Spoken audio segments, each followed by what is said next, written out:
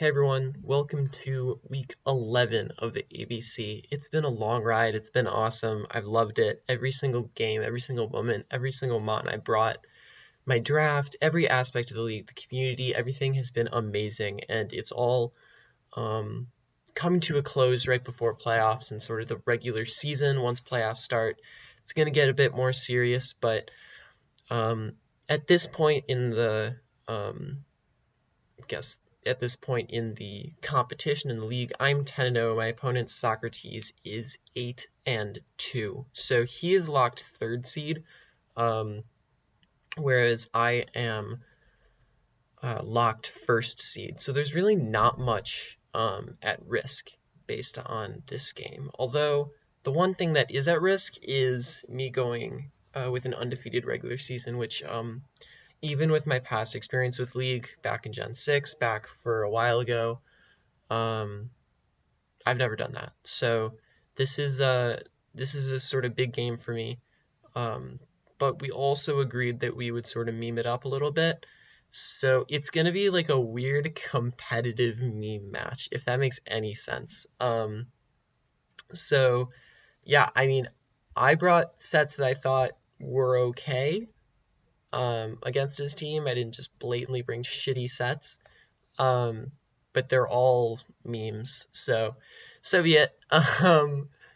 So yeah, a lot of these are also sets that I've just always wanted to bring and not been able to. So yeah, that's sort of the way I went with this. So the first mon is Piloswine. I've wanted to bring a curse set for a while, and I was debating between Amnesia and some other moves. I ended up deciding on Amnesia because it allowed me to set up on stuff like Jolteon pretty effectively. And then Ice Shard and Earthquake. Ice Shard doesn't care about the curse speed lowering, and your Earthquake hits like the rest of the team pretty well. So I just went with this set. A Violate makes it pretty specially bulky. I think Piloswine's been a great member on the team, so hopefully it puts in work here. The next mon I brought is Greninja. I've wanted to bring Physical for a while, and I figured Power Up Punch was the way to do it if I wanted to. Ice Punch, Gunk Shot, and Night Slash hits his entire team minus stuff like a Mega Blastoise and a Hariyama. It struggles a little bit with. My hardest hitting move to hit both those things is, funny enough, Gunk Shot.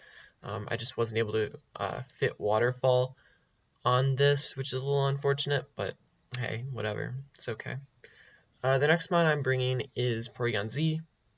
I brought a conversion set earlier against Kenneth, but it was for HP Fire. I wanted to bring a Ghostium Z conversion Shadow Ball because his only immunity is Kecleon, which I don't think he'd bring. I don't know. Plus it has Protean, so like it would change type anyway. But Nasty Plot and Recover gives Porygon Z some extra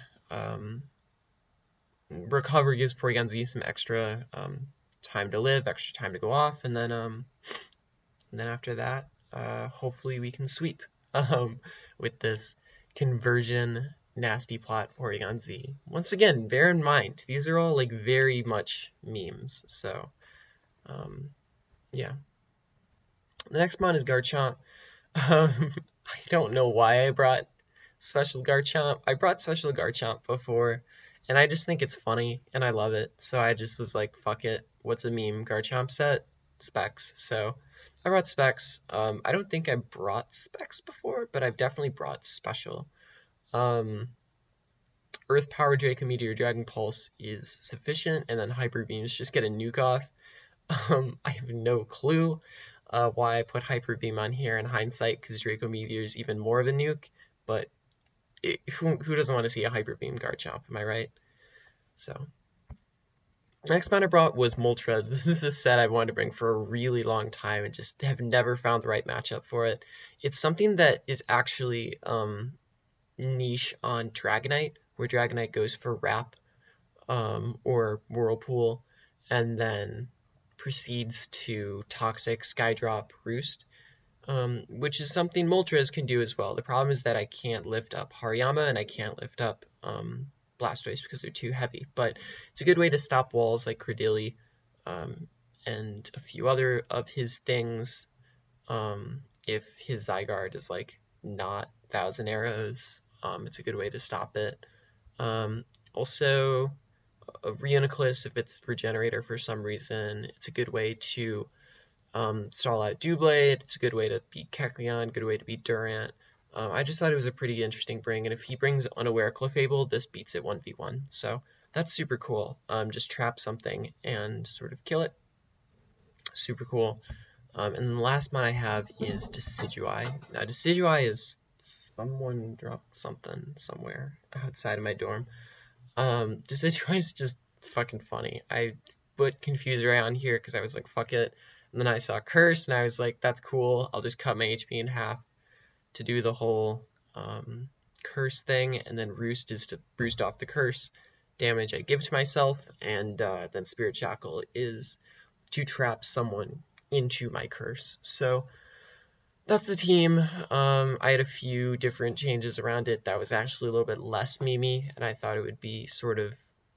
I made a team, and I was like, this isn't memey enough, so I had to scrap it and rebuild this, so hopefully it's up to Socrates' standards of what constitutes a meme. Now, I will warn the people, this game is actually a little long, so bear with me. It's about 70 turns, so yeah, I don't know. But I'm still going to go through it just as I normally do replays, probably just be a bit of a longer post-commentary video. So you lead off with Blastoise, and I lead Piloswine, which I don't know why I did. But I go right into my Decidueye as he reveals Whirlpool, which is a little bit funny because he trapped my Trapping Mon. And then my idea is I will just go for a Confuse Ray here, try and see if it can just hit itself or if I can just force it out. He reveals Toxic, which I didn't expect whatsoever. It's a little bit annoying. I should have thought about it after getting trapped by Whirlpool. I didn't have any choice though. And then I'm just going to roost off the damage. And I'm looking at this more and I'm realizing how, if this Blastoise has any form of recovery, whether it's Aqua Ring or Rest, I'm kind of screwed. I don't have anything that can hit this absurdly difficult at all. So, you know, I curse it to make it go down and force it to use recovery. And then the idea is that I will just roost off the damage as he does reveal Rest here, which is really, really scary. Like I said, I really don't have much besides like Specs Draco Meteor to take on this Blastoise, so it's a little bit worrisome. He does end up switching out the Blastoise because he has to, and I'm going to get up a Curse once again. The Toxic is slowly racking up though against my Decidueye, and I'm playing this game a lot more bulky than I'm comfortable with. So I just go into my Moltres here as he reveals Hidden Power Rock, which is a great like tech on his part. Super cool. I think it's pretty awesome. And from there, I'm just gonna roost. I don't really know what this Clefable wants to do, but he switches out US for Smackdown here. Now I stayed in because I figured he wouldn't have Stone Edge. It was a pretty risky play on my part. But I figured since it was a meme game, I'd be shocked if he had Stone Edge. I'll just Toxic this Credilli, see what happens, and that's basically exactly what I did. From there, I'm able to sort of slowly get more toxic damage off by roosting, losing the flying type, which means he can hit me with Earthquake, but it would also mean that no other rock move would have done over half to me. And I switch out here. I don't know why I switch out. I mean, I knew that he would double into something, but I don't understand. I don't remember why I made Decidueye the play. But he's asleep here, and that's a little annoying for me. He sleep talks Whirlpool. He misses, which is a little unfortunate for him, because that would have certainly helped out in killing my Decidueye. But I just go right into my Greninja because I'm like, fuck it. Maybe physical Greninja can do something to break this Blastoise. I really have no clue what to do. And he goes for Whirlpool, and I realize that my Greninja is not going to last for long. Once he wakes up, it's not going to be a good time. So I go for Power Punch here, and it does a little bit of damage, but I was hoping Night Slash would be a 2-hit KO here, or he wouldn't go for Rest, or sorry, Gunk Shot, but he does go for Rest here. I was hoping it would be a 2-hit KO from full, but it only did 41%. So it's a little bit unfortunate. Now I'm trapped and sort of just forced to die. I go for Night Slash to guarantee that I get some decent damage off without missing. And from there, I'm going to drop, and I'm realizing I really don't have much to hit this Blastoise, and it's kind of freaking me out. I'm like, shit, am I going to lose 6-0? I really thought I was going to lose 6-0 at this point. Maybe I do, maybe I don't, but I go into Garchomp. He doesn't really know what I am, so I scare him out a little bit. I should have gone for Draco, but the Clefable scared me a lot. So he clearly goes into his Tornadus here, as I go for Earth Power, which kind of confirms choice specs. I feel like you don't bring specs without bringing Earth Power, and he goes into his Clefable here knowing that, no, you'll see this right here. He goes into Clefable knowing that I'm going to switch out, or just go for an Earth Power again, and he'll probably tank it.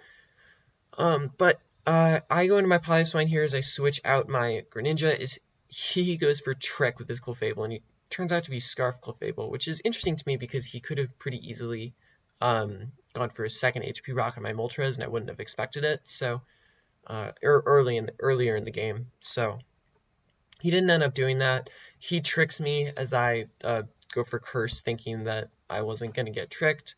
My idea in going for Curse was if he's unaware, I'll know it and I'll be able to Toxic it with Moltres. If he's Magic Guard, then Piloswine will start to work. But he tricks me, and I'm tricked into Curse, which forces me out. As I switch out into Moltres, he predicts that again and goes for a Hidden Power Rock. Really well played by him. But thankfully, I am able to sort of just roost off the damage pretty effectively. Although I go for another Toxic, which I don't remember why I did that. Definitely probably a bad play by me. Roost was 100% the play there. But once he goes in Credillia, I roost up again because I know I'm pretty safe. Moltres seems to be putting in some work here. I'm a little scared by this Jolteon, and this Jolteon reveals Yawn, which is amazing. It's a great way for an electric type to counter my ground types. It's actually pretty impressive. So I was pretty shocked. But he goes for Sub here on my while I'm forced out by Yawn. He yawns again while I have to Dragon Pulse, and then from there I've switched back out again because I don't want to fall asleep whatsoever. From here, he goes for Substitute again. It's annoying. I don't know what to do. I'm really frustrated. I think he's like outplaying me like crazy. It's not great. So he yawns, and I'm forced out once more, and it just becomes a thing. I'm hoping this doesn't have electric type stab. Otherwise, I would happily go into Moltres, but I don't know that. So I'm not gonna make a ballsy play like that when my 11-0 record is on the line. He reveals Baton Pass here. He Baton Passes out a Sub into Clefable as I thankfully go for Earth Power and not Dragon Pulse. From there, I go back into my Piloswine on what is going to obviously be a Hidden Power Rock.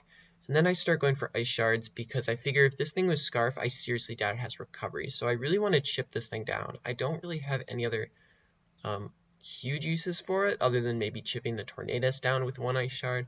But I feel confident in my other mons to be able to sort of beat the Tornadus. So I go into my Porygon Z here, and I make a little bit of a misplay. I should have 100% gone for Nasty Plot here, but I just go for the Never Ending Nightmare.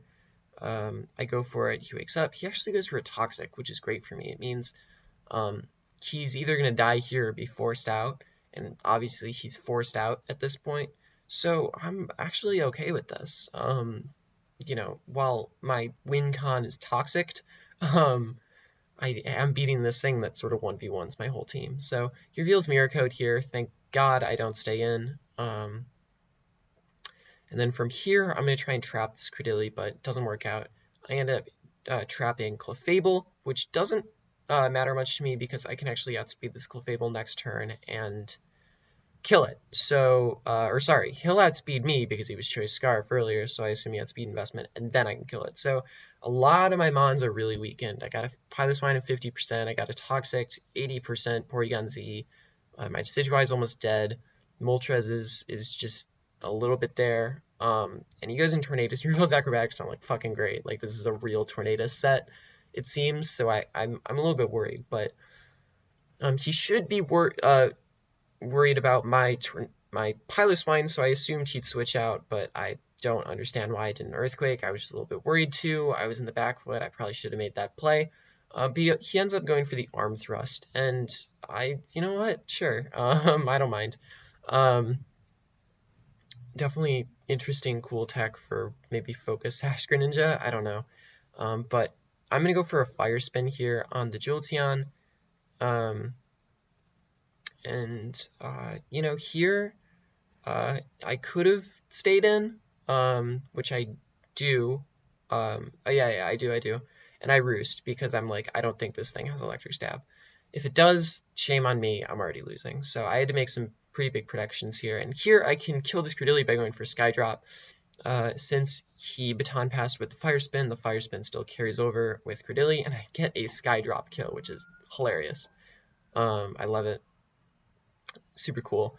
He goes back into Jolteon to sort of scare me out, per se. So he does go for Yawn, which is good play by him. I could have stayed in and gone for Fire Spin, but I was a little worried it wouldn't break a sub, so I just try not to worry about it. And he reveals his fourth move's Agility, which means he doesn't have an electric move on his Jolteon, which is actually pretty useful for me. While he is going to Baton Pass speed into Hariyama, I don't care too much, because, like, outside of Hariyama, which is going to take big damage here, I'm really, like, all I have to do is go into Moltres, and then I'll probably have to sack Moltres off, but then I can just go for Ice Shard pretty straight up, which is nice. So I do have to sack my Moltres here to Hariyama to a Rock Slide, which is really unfortunate. I was considering going into Piloswine here. I kind of regret not doing so. Alas, it's okay.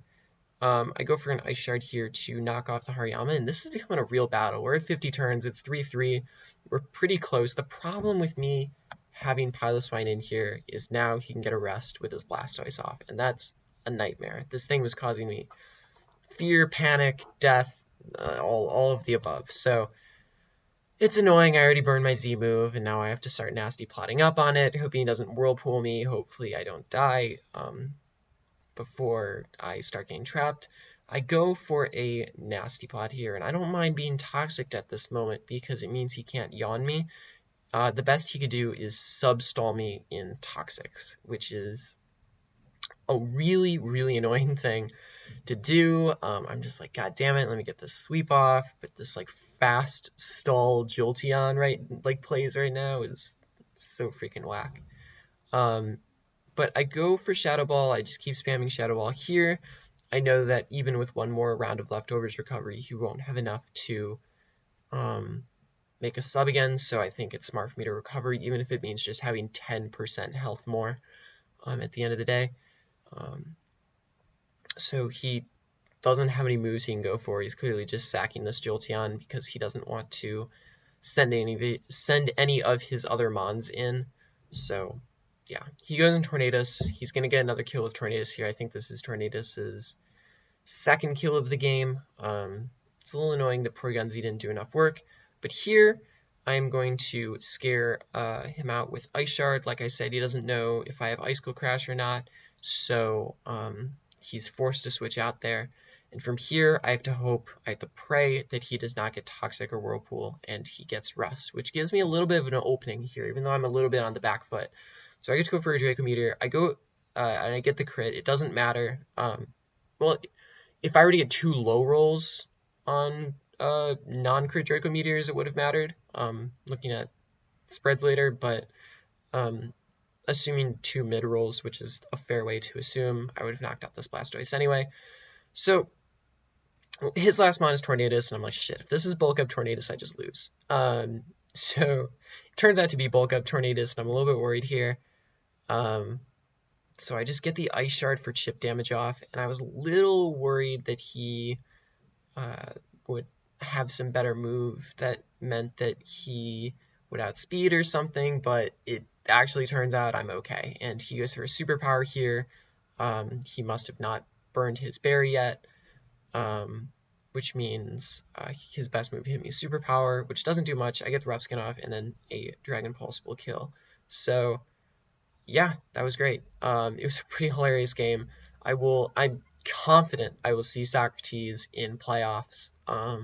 If I do see him, it will be in the slacking semifinals, in which would be, no, it wouldn't even be the semifinals. It would be the slacking, yeah, it would be the slacking finals and the overall ABC semifinals. So Yeah, I mean the slacking. The way I see this is like I want to win the whole ABC, but like if I can win the slacking conference, that would be dope.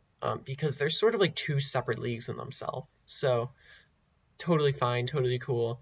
You know what? I should actually let's pull up the playoff bracket and sort of look at it because all the games are completed. Um, you can see the overall standings here.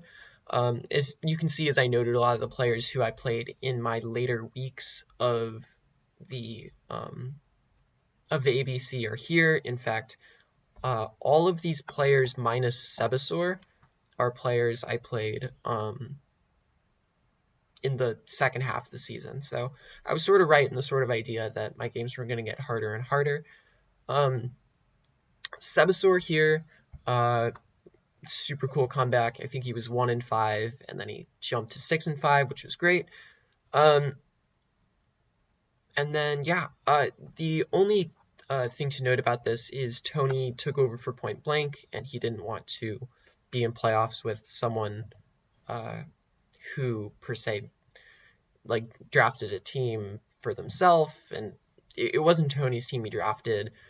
He didn't want to win a league or try to win a league that he wasn't a part of the entire season. So respect to him for that. It's going to give Blind Messiah a spot as the 6th seed for playoffs, which I'll go to right here. Hopefully this can be seen. Yeah, okay. So this is the Masquerade. I'm not gonna talk too much about this. The Twin Leaf Tanglers also finished 11-0. So in an ideal world, that's finals. We've already talked about it. Boots and I. He crushed me in Owl, but hopefully if I can make to finals, fingers crossed, knock on wood, I can play him again. I really hope I can. I really, really want to play him again and try and beat him this time. So yeah, that's Boots. He's in the 1st seed. I also think Elliot has a really, really good shot of making it to finals. Looking at this, I think there's a few underdogs in the latter 4, but I think it's either going to be Elliot, the Michigan Me and Shao, or Boots, the Twin Leaf Tanglers that end up making it to finals. I would be pretty shocked if it was anyone else, but you know, it's anyone's game here. It's playoffs. The overall record doesn't matter. You could have finished 4-7, made playoffs, or finished 11-0. It doesn't matter. It's one loss and you're out. So yeah, that's Masquerade. I'm gonna jump over to slacking here. As you can see, I am the 1st seed, and the Brazumeril, who we faced in week 9. The Brazumeril, who we faced in week 9, are the 2nd seed. So they actually ended up finishing 9-2. So we were one of their 2 losses, which is cool. And this is not a perfect characterization of what the schedule looks like. So I won't have an ABC game up for about 2 weeks which is really annoying in my opinion, but whatever. In about 2 weeks, because this week that I'm on, the week of like the 14th to the 20th or whatever, like around that section, that's a break week. And then starting around the 21st is going to be the 1st round of playoffs, which is, I should probably move this over. Can it even be seen? Probably not. I'm going to add a bunch more rows so I can move it over. Insert to right. Sure. Okay. Let's see if this is better seen. Not yet. All right, let me do one more. Insert one right. This is live editing, folks, on Google Excel. Okay, so this is, just looking at this, this will be semifinals over here. We don't really know much about that yet. But the way it works is I'm not facing necessarily the winner of this round, even though it would look like it based on the bracket structure. The way that this league works is because I'm the 1st seed, I face the lowest seeded person that comes out of both these rounds. So let's say the highest seed wins in both situations, and Sock beats Sean here, and Matt beats Sebasor here. In this case, I would play Matt because he's the lowest seed. The people remaining would be Socrates and Matt of the Bowling Bovines. But let's say upsets happen. Let's say the Swindon Swifts beat the Vespiquen Park Rangers, and then Matt still beats Sabasaur in his game. In this situation, I play Sean of the Swindon Swifts because he is the lower seed. I think that makes sense. And then um, freaking Bully or Presumeril is guaranteed to face the highest seed per se. So facing either the Brampton Bayleafs or the Boleyn Bovines is fair game. Facing the Swindon Swifts is fair game, but I'm guaranteed not to face the Vespiquen Park Rangers because either they get knocked out in round 1 or they, or I guess in the round of 16, even though this isn't 16, either they get knocked out in round 1 or they move on and they're the next highest seed after the Presumeril. So if Sock wins, he's guaranteed to face Jack of the Presumeril. I don't know if this makes any sense, but I basically face the lowest seeded person coming out of the round of 16. So it'll either be Sean, Matt, or Seb, and I am horrified for all 3 of those games. I could very easily have gone 11-0 here, and I could very easily just lose, like, quarterfinals. I don't want to jinx it, but, like, it could happen. And, you know, I wouldn't be too mad, because I'm really proud of my performance right now. Playoffs is an added bonus. A championship doesn't mean the end of the world, anything like that. I'm really proud of my accomplishments that I've had so far in this league, and I really have to thank so many people for it. The number of mocks I got, the number of team building help I got, just the amount of support and the amount of friends I built from this community. It's been great, and I would not have been able to be this successful in the ABC or have had as much fun in the ABC if it weren't for just people in the league, the community itself. So yeah, that's about it. I look forward to playoffs. I'll probably have my L game versus Metro and maybe even a second L game up before playoffs even happens. I'll definitely be keeping an eye out at games. Hopefully Sean and Sock play relatively early because the winner of that match is going to really narrow down who I play. But other than that, that's it. I'll see y'all in the quarterfinals of the ABC. Hopefully we can win it all, but playoff starts now. It's time to go hard. But hey, if we don't win it all, it's fine. I really enjoyed this experience. It's great. So yeah, we'll see. I'll see y'all later.